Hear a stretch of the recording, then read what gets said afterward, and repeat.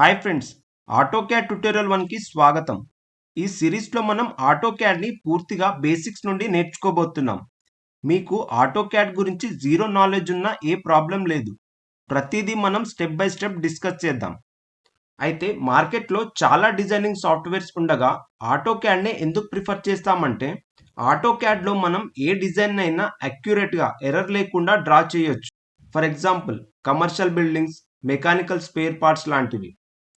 అందుకే technical డ్రాయింగ్స్ని అక్యురేట్గా draw చేయడానికి మనం ఈ ఆటోక్యాడ్ని యూజ్ చేస్తాం.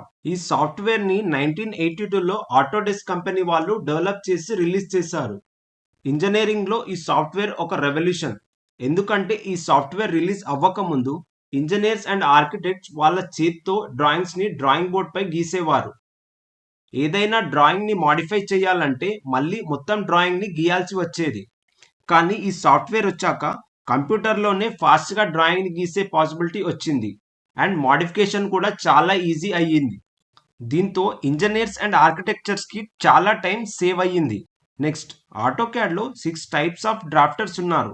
వాళ్ళ గురించి మన నెక్స్ట్ వీడియోలో తెలుసుకుందాం. నా ఎక్స్ప్లెనేషన్ కనుక మీకు నచ్చితే మన విజే క్యాడ్ స్టూడియోని సబ్స్క్రైబ్ చేయండి. అలాగే నెక్స్ట్ వీడియోని మిస్ అవ్వకుండా నోటిఫికేషన్ని ఆన్ చేసుకోండి. Thank you.